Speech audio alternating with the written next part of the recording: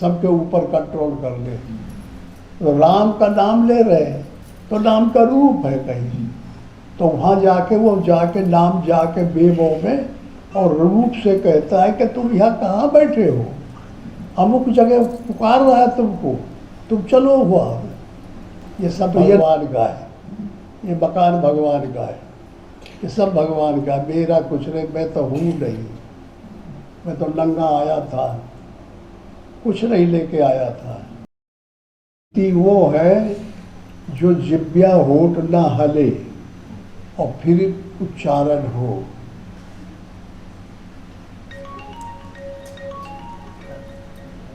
और परा वो है जो हर श्वासा में जाएगी आएगी। अजपा जिसको कहते अजपा, अजपा जाप जपा जग जाना, वाल्मीकि और वाल्मीकि हुए ब्रह्म समाना। उल्टा कहो या अजपा कहो, ये कई बात है। तो इस तरीके से नाम पहले बैखरी वाणी से लेना चाहिए। कोई साधक अगर प्रेमी है, परमात्मा का तो लेना चाहता है, तो शास्त्र विधि से ये शैली है, यह तरीका है कि राम राम राम राम हम यह वाणी से ले। इससे फायदा क्या होता है कि राम राम राम राम जब हम लेते हैं तो मकसद है मन को समझाना। नाम लेना, ध्यान करना, साधन और करना, उपवास करना, हर प्रकार की तकलीफ सहन करना, केवल एक ही उद्देश्य के लिए है, और वह है मन को रोकना। मन एवं मनुष्यानाम कारण बंध मोक्षयो, मनुष्यों का मन ही बंध का मोक्ष का कारण है। अगर यह रुक गया तो परमात्मा से टच हो गई, और यह नहीं रुकता तो माया से टच हो गई। माया और परमात्मा एक दूसरे के अपोजिट है, जैसे दिन और रात। परमात्मा की ताकत का नाम ही माया है, उसी की शक्ति का नाम माया है, उसी की प्लान स्कीम का माया है। या यूँ कहिए कि भगवान की संविधान है माया, परमात्मा का कॉन्स्टिट्यूशन है माया। माया से उसने कह रखा है परमात्मा ने कि मेरी तरफ कोई भी आए तो कस के पिटाई करो और खचेड़ के लाई और डाल लो अपने अंदर। और नकल असली चीज को, झूठी चीज को सही माने, उसका नाम है माया। उसके पास बलवान है, काम है, क्रोध है, लोभ है, मोह है, मद है, मत्सर है, आशा, तृष्णा, विषय, वासना, ये सब लड़ने के लिए औजार है। ये साधक को पटक देते हैं, परेशान करते हैं, परमात्मा की तरफ जाने नहीं देते। दूसरा यूँ कहिए कि परमात्मा का ये एग्जाम है, परीक्षा है। हम सब लोगों को समझना चाहिए कि भगवान मेरी परीक्षा ले रहे हैं, मैं सही हूँ कि नहीं हूँ। इसलिए मुझे काम परेशान करता है, क्रोध परेशान करता है, माया परेशान करती है। और जब मैं सच्चा हो जाऊँगा तो ये सब भगवान बन जाएंगे, ये भी ट्रांसफॉर्म होकर के परमात्मा ही का रूप बन जाएगा। सिया राम में सब जग जाएंगे। तो इस तरीके से ये नाम में बड़ी बलिहारी प्रगति इस बात की होती है साधक की कि उत्साहपूर्वक अगर नाम लेता है तो मन हजारों प्रकार की वस्तुओं का चिंतन करता है, चक्री जैसा चलता रहता है। तो यह बताइए कि जो दौड़ रहा है, डबल मार्च दौड़ रहा है आदमी, और वो एक जगह खड़ा हो जाएगा जल्दी से? ब्रेक लगाते लगाते लगाते वहाँ जाके खड़ा होगा। तो ऐसे ही मन अगर चल रहा है कि अपने स्पीड में है और फिर ध्यान लगाओ तो नहीं लगेगा।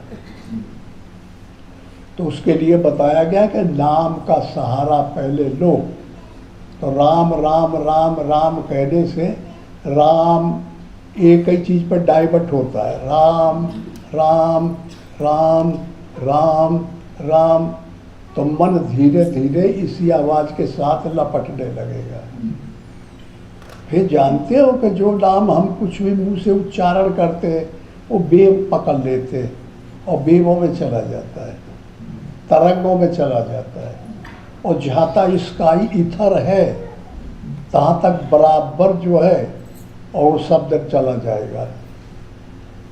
तो क्यों नाम और रूप और लीला और धाम 4 चीज़ होती है। तो नाम जब हम आपका लेंगे तो आपका रूप होगा। तो राम का नाम ले रहे हैं तो नाम का रूप है कहीं, तो वहाँ जाके वो जाके नाम जाके वेवों में और रूप से कहता है कि तुम यहाँ कहाँ बैठे हो, अमुक जगह पुकार रहा है तुमको, तुम चलो हुआ। तो ये नाम जो हम चिल्ला रहे हैं, जैसे देहात गांव में कोई लड़के बाहर जा रहा है और घर से कोई माई दाई या पुरुष चिल्लाए कि और लड़का इधर आ जा, ऐसा ही रूपरेखा है। तो हम नाम लेने का मतलब है कि राम को लाना चाहते हैं, तो वो वेवों में जा करके उस रूप को लाएगा। तो नाम लिया गया, राम राम, तो रूप आ गया। और जब रूप आ गया तो लीला शुरू हो गई। वो हमको कुछ बताएंगे, अनुभूतियाँ देंगे, ज्ञान देंगे, किसी न किसी ढंग से कुछ विज्ञता करेंगे, सिग्नल देंगे, हाथ फड़केंगे, अंग फड़केंगे। उसका मतलब होता है कुछ, परमात्मा हमें कुछ बताना चाहते हैं। स्वप्न में, ड्रीम में दिखाएंगे, हर प्रकार से साधक को अपने बस में करेंगे। इसका नाम है लीला। परमात्मा राम ने किया था लीला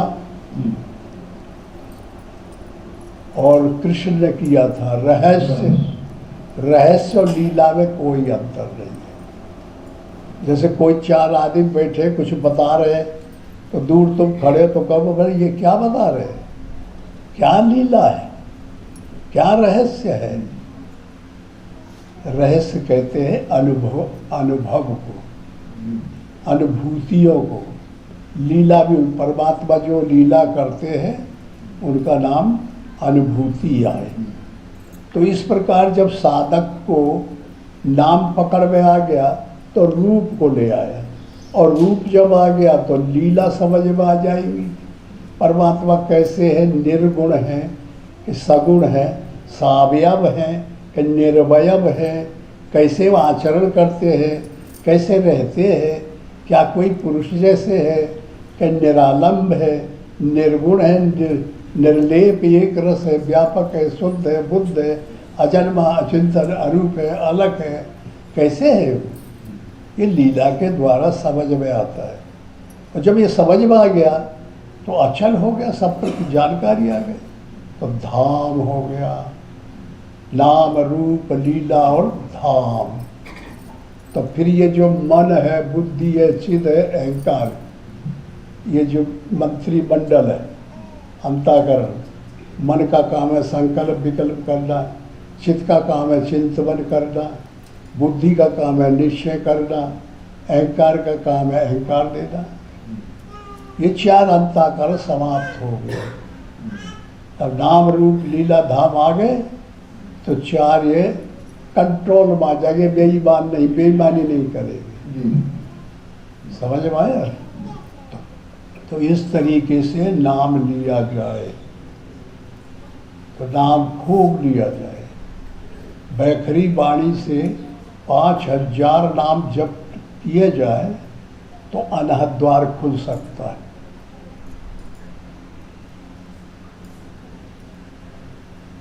समझे।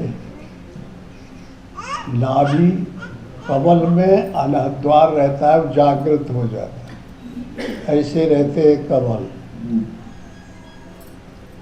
मणिपुर अनाहत विशुद्ध आज्ञा, एक खट कमल है, मूलाधार स्वाधिष्ठान मणिपुर अनाथ और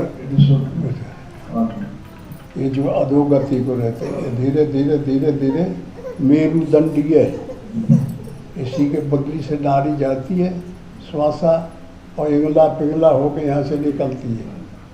तो जपेंगे तो धीरे धीरे धीरे धीरे टकराते टकराते वो ऐसे रहते खिल जाएंगे, और जब कमल खिल जाएंगे, खट कर्म जागृत हो गया, तो फिर सब ताकत है, जिस जगह जिस कमल में जो ताकत होगी वो साधक को प्राप्त होती है।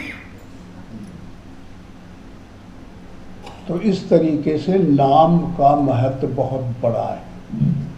नाम निरूपण नाम जतन से, और जिम प्रगटत तिम मोल रतन से।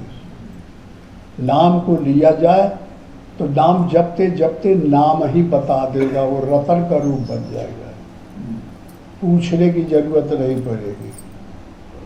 लेकिन जपना मन को रोकने की सब, ऐसा नहीं है कि नाम राम राम राम राम हम दे रहे और मन निकल के चला गया, चिंतन कर रहा है, तो कोई फायदा नहीं होता है। फायदा तभी है जब मन को रोका जाएगा, और मन नहीं रुकेगा तो तुम चाहे उल्टे टक जाओ चाहे सीधे, चाहे भूखल मर जाओ, कोई फायदा होने वाला नहीं। मन ही दारो मदार है, मन ही ज्ञान है, मन ही ध्यान है, मन है पारिक वाणी, मन ही लिए हम ज्ञान कुटत मोर बनुआई अंतर्यामी। जब नरक में आदमी पहुंचता तो ये मन बताता कि मैं कहाँ हूँ, जब भगवान के पास पहुंचता तो ये मन ही बताता मैं कहाँ हूँ।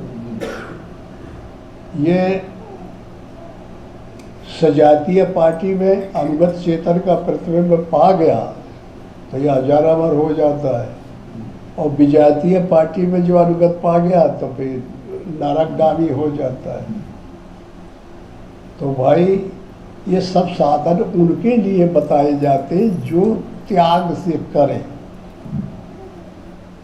दो पार्टी है दुनिया में, अंतःकरण में, एक दुर्गुण एक सद्गुण, एक राम की पार्टी एक रावण की पार्टी, और बाहर नहीं है ये सब। जब तुम कभी कभी बैठे रहते हो तो तुमको क्रोध आता है किन्हीं बातों पे, क्रोध कहीं बाहर से आके घुसा तेरे अंदर का, अंदर ही बैठा रहा, अंदर ही बैठा रहा, बाहर नहीं था।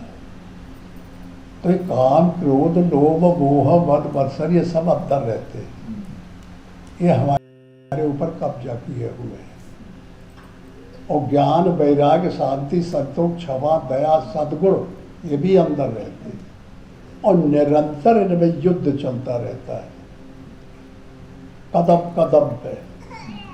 और क्षेत्र ये शरीर है, इंद्रियां हैं, दसों इंद्रियां, इन्हीं पे कब्जा करना चाहते हैं। रावण अध्यक्ष है पूरी पार्टी का, राक्षसों का। वो चाहते हैं कि हम राम को देखना नहीं चाहते, हमारा राज, हम दुनिया में भगवान आए, हम कब्जा करेंगे। और राम चाहते हैं कि नहीं, इनको ये दुष्टों को हम देखना नहीं चाहते, जो मेरा सिद्धांत है उस सिद्धांत में ये लोग दखल मारते हैं, तो मैं मार डालूंगा इनको, छोड़ूंगा नहीं। तो रामायण में राम और रावण का युद्ध, महाभारत में कंस, महाभारत में कंस और कृष्ण का युद्ध, कौरव और पांडवों का युद्ध, हर एक शास्त्र में युद्ध युद्ध युद्ध। क्यों है युद्ध? युद्ध युद्ध युद्ध कहते हैं युद्ध, लड़ाई को, लड़ाई को युद्ध नहीं कहते। अध्यात्म बोल भाषा में युद्ध कहते हैं भजन को, दुर्गुणों को विजय कर ले, सद्गुण प्राप्त कर ले, भगवान आ जाए, राम का सर्वस्व हो जाए। हमारा जो राम है आत्मा उस दबे हुए है, परवश जीव सुबस भगवंता, परवश हो गया है, तो इसको स्वस बनाना है, सबके ऊपर कंट्रोल कर ले, सबका मूल कारण है। तो इसलिए इन दुर्गुणों को जीतना पड़ता है। तो सब कुछ छोड़ के इसमें लगना पड़ता है, तब कामयाबी होती है। ऐसा नहीं कि हम घर का काम भी कर ले और भजन भी कर ले, तो ये दोनों नहीं होगा। हसम ठटाए फुलाए गानू और एक संग नहीं होए भुआनू, दोनों काम एक साथ नहीं होते। ये बड़ी परेशानी का घर है। कुछ उपाय है कि आप गृहस्थी में रह सकते हैं और अनासक्त हो सकते हैं। संसार में दो प्रकार के पुरुष हैं, एक अनासक्त, एक आसक्त। आसक्त उन्हें कहा जाता है कि मेरा मकान, मेरा घर, मेरा परिवार, मेरी माता, मेरे पिता, मेरे भाई, और शरीर में आसक्ति, मेरा शरीर। और अनासक्त उन्हें कहते हैं कि ये सब भगवान का है, ये मकान भगवान का है, ये सब भगवान का, मेरा कुछ नहीं, मैं तो हूँ नहीं, मैं तो नंगा आया था, कुछ नहीं लेके आया था, जब माता के यहाँ पैदा हुआ और फिर मरता हूँ तो नंगा जाऊँगा, कोई दमड़ी नहीं लेके जाएगा कोई भी। तो हमारा कहाँ हुआ कोई चीज़ नहीं। अब जीवन में बीच में कब्जा करते हैं किसी चीज़ में, तो परमात्मा की चीज़ पर कब्जा हम क्यों कर रहे हैं?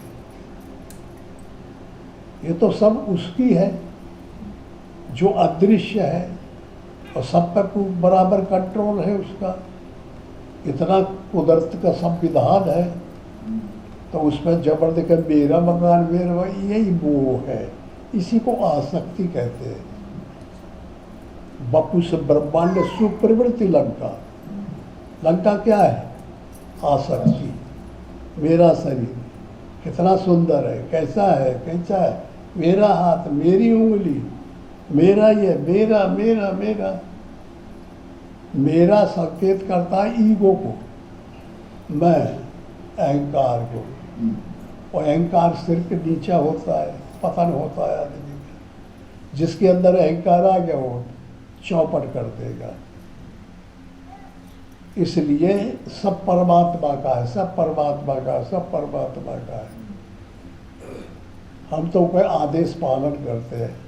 उनका आदेश हुआ कि मेरे अंश हो, परमात्मा का आत्मा अंश है, वो अंशी है। उसका आदेश हुआ कि जाओ मैं तुम्हें माया में फेंकता हूँ और जाओ किसी ने निर्लेप होकर के मुझे फिर प्राप्त कर लेना। तो हम लोग पैदा होकर के माया में फंस जाते हैं और भगवान की तरफ भुला जाते हैं। रसरी पड़ी थी और सुबह 6 बजे निकले कमरे से तो भ्रम हो गया, सरफ सरफ सरफ सरफ, वो रस्सी का सरफ बन गया।